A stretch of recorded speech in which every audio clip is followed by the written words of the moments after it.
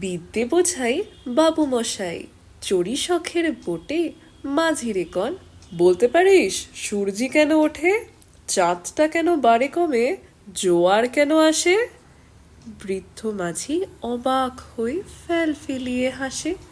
বাবু বলেন, সারা জনম মরলি রে তুই খাঁটি, জ্ঞান বিনা তোর জীবনটা যে চারি আনাই মাটি।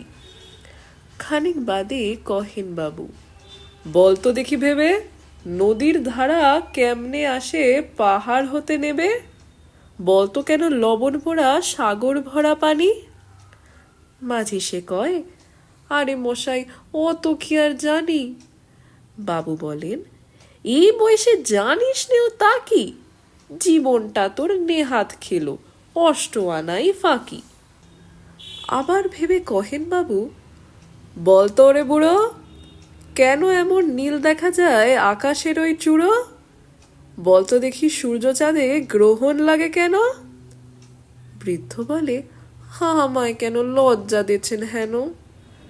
বাবু বলেন, বলবো কি আর, বলবো তোরে কিতা, দেখছি এখন জীবনটা তোর 12 আনাই বৃথা। খানিক বাদে ঝড় উঠেছে, ঢেউ উঠেছে ফুলে। বাবু দেখেন নৌকা খানি ডুবলো বুঝি দুলে।